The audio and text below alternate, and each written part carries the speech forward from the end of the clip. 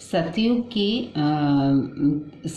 त्रेता युग और द्वापर के बाद में जब कलयुग आया तो सारे देवता बड़े चिंतित हुए कि कलयुग में सत्व का अभाव हो जाएगा। सत्व का अभाव से को कई प्रकार से हम इंटरप्रेट कर सकते हैं, विश्लेषण कर सकते हैं, किंतु हम यदि जीवन को एक विचार और उसकी उत्पत्ति और निष्पत्ति के रूप में जानने की, समझने की कोशिश कर रहे हैं, तो उस प्रसंग में, उस संदर्भ में हम सत्व को अद्भुत रस में लेना चाहिए। सतयुग में, त्रेता युग में और द्वापर में जीवन अपनी अनुभूति को फॉलो कर रहा था। अनुभूति को फॉलो कर रहा था से मतलब कि we are in a memory form, life is in memory form, RNA, और वो अपने काम के लिए, अपने सर्वाइवल के लिए उसको एक लिविंग बीइंग की ज़रूरत होती है। तो वो लिविंग बीइंग जिसको हम DNA कह सकते हैं, उसको वो ट्रांसफॉर्म करती रहती है अलग अलग तरीके से। अब कलयुग में ये है कि सब कुछ डिज़ाइंड है, तो मेमोरी कुछ भी अनुभूति के क्षेत्र में वो अपने आप को आंख बंद करके रखेगी कि मुझे उस तरफ देखना ही नहीं। सब कुछ डिज़ाइंड है, बैठे बैठे मिल रहा है, सब ज़्यादा स्ट्रगल नहीं है, दिमाग को ज़्यादा सोचना नहीं है। तो ऐसा करने से उसको ये तो फ़ायदा है कि जीवन में संघर्ष सतयुग, त्रेता युग और द्वापर के अपेक्षाकृत कम है, लेकिन ये संभावना यहाँ पर ख़त्म हो जाती है कि अद्भुत रस का अभाव हो जाता है, या फिर सत्व का अभाव। उसे फिलॉसफी में भी हम बोल सकते हैं कि सत्व का अभाव हो गया। इसके लिए जब देवता चिंतित हुए कि सत्व के अभाव के में, अद्भुत रस के अभाव में जीवन बहुत जल्दी समाप्त हो जाएगा।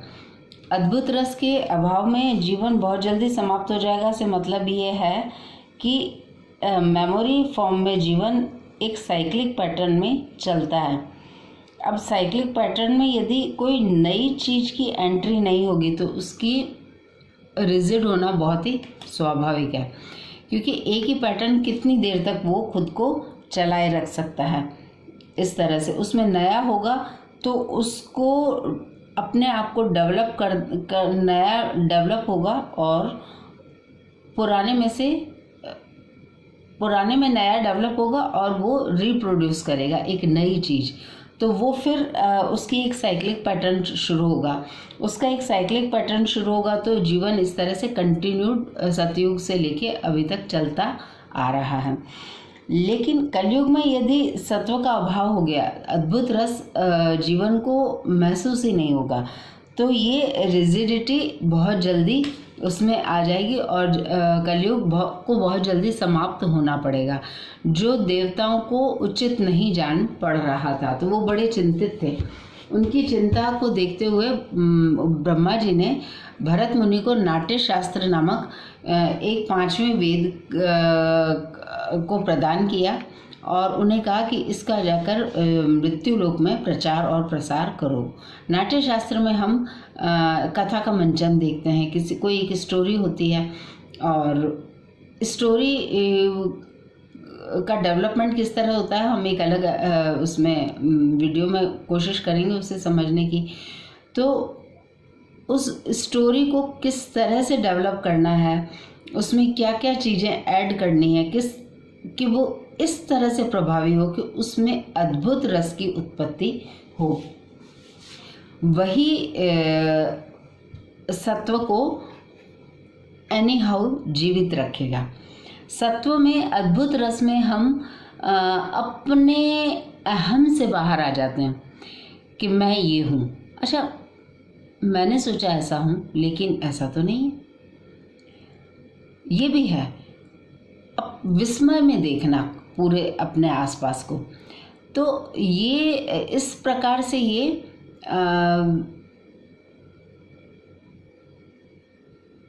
अपने आप को ब्रह्मांड के साथ महसूस करना।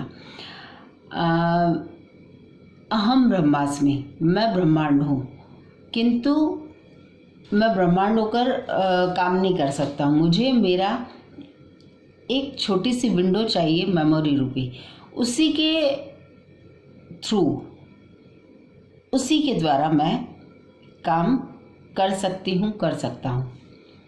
ये है जीवन की मजबूरी। तो अब यदि उसमें अद्भुत रस नहीं है तो जीवन निश्चित रूप से अपने आप को पुनः ब्रह्म के स्वरूप में नहीं देख पाएगा। गहरे चिंतन में, तपस्या के एक पीक पर माइंड खुद को ब्रह्मांड स्वरूप महसूस करता है। संगीत में हम देखते हैं कि जब हम किसी कलाकार की कला में डीपली इन्वॉल्व हो जाते हैं तब हम खुद को भूल जाते हैं।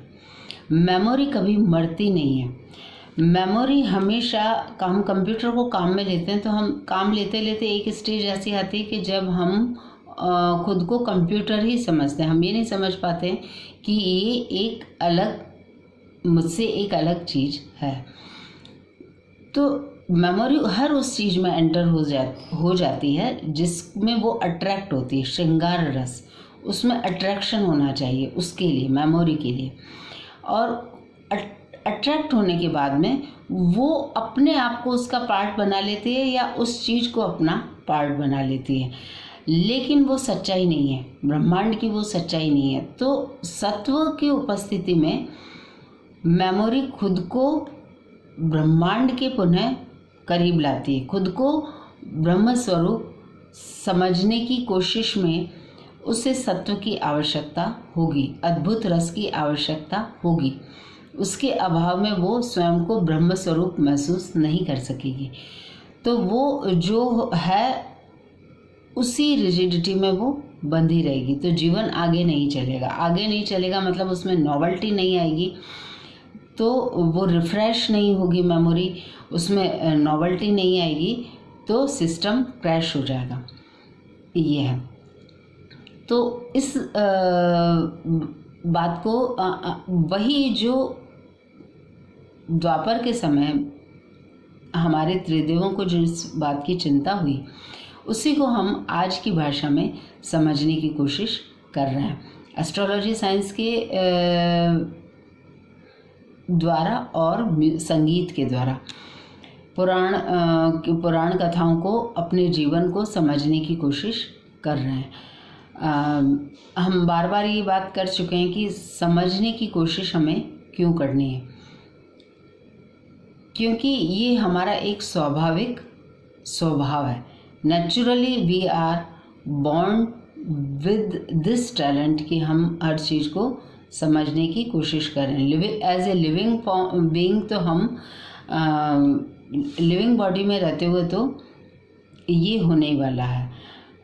एक मेमोरी यदि किसी नॉन लिविंग फॉर्म में रह रही है तो हो सकता है कि वो एक ही स्थिति में रहे और वो समझने की कोशिश ना करे। लेकिन किसी चीज़ को जानना, समझना, सुनना, गुनना और बुनना, ये जीवन का स्वभाव है। सुनना, आहत नाद, अनाहत नाद। भगवान शिव के लिए एक नाम आता है नादलिंग। कहते हैं इस संसार की उत्पत्ति ध्वनि से हुई। ओम के उच्चारण में जीवन का रहस्य समाया हुआ, ऐसा समझा जाता है। तो उसी चीज़ को हम विदाउट डिस्ट्रैक्टिंग और attracting, being attracted by this, हम उसे समझने की कोशिश कर रहे हैं। कि सुनना मीन्स होता है कि हम किसे सुन सकते हैं, जो चीज़ हमारी मेमोरी में है हम उसे ही सुन सकते हैं। बाहर कोई भी आवाज़ आ रही है लेकिन उसको हम रिलेट किससे करेंगे, जो हमारी मेमोरी में कह रही है क्या है, अच्छा वो आवाज़ है क्या, तो अच्छा ये तो कोई स्ट्रेंजर है ना। तो उस तरह से हम उसको समझ नहीं पाएंगे। समझ नहीं पाएंगे को यहाँ बोलना इसलिए ज़रूरी था कि उसको समझने के लिए हमें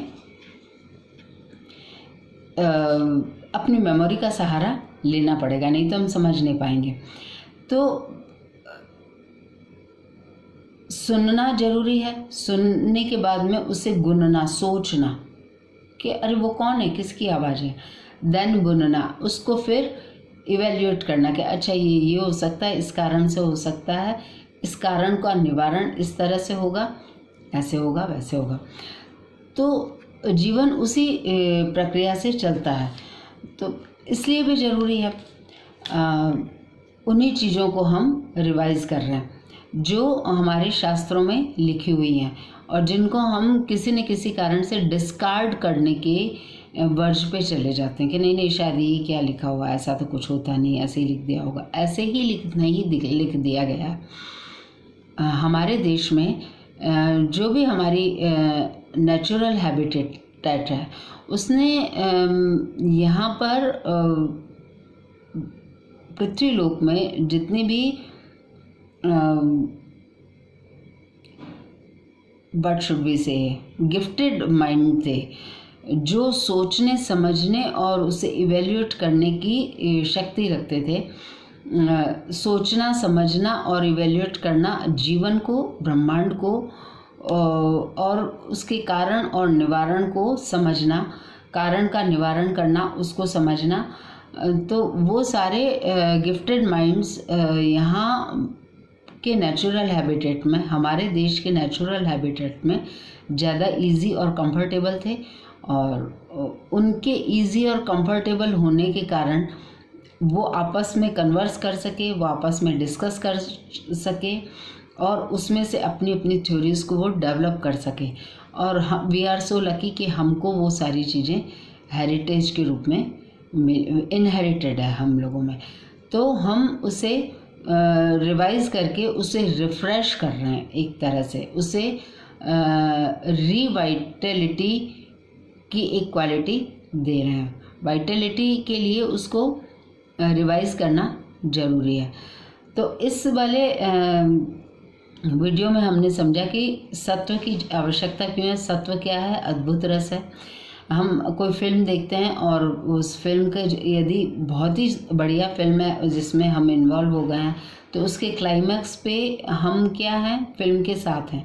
नाउ हम हमारी पर्सनैलिटी को भूल के स्टोरी फॉर्म में चले गए हैं और किसी न किसी कैरेक्टर के साथ खुद को रिलेट कर रहे हैं और फिर उसके बाद में उसका जो क्लाइमैक्स है वो हमें अद्भुत रस देता है समझने के लिए। तो भरत मुनि का नाट्य शास्त्र की जो कथा हमें पुराणों में मिलती है वो how far that is true, वो इस तरह से हमें अपने आप को सत्य सिद्ध करती हुई लगती है कि हमने सत्यजीत रे की कोई फिल्म देखी तो हम उस समय ये समझ पाते हैं कि अरे डाउन ट्रोडन और अंडर प्रिविलेज्ड भी उनका जीवन भी उतना ही इम्पोर्टेंट है और उसमें मतलब उनको लेकर एक जो ह्यूमैनिटी है वो हम में जाग जाती है। लेकिन वही चीज़ हमारे सामने से रोज़ निकलती है, हम उसे पहचान नहीं पाते हैं तो या उससे रिलेट नहीं कर पाते हैं या उसे इग्नोर कर देते हैं। तो कथा फॉर्म में यदि हमें कथा के माध्यम से कोई चीज़ जानने, सोचने और समझने मिलती है तो वो हमें अद्भुत रस की तरफ खींच कर ले जाती है, सत्व की तरफ खींच कर ले जाती है।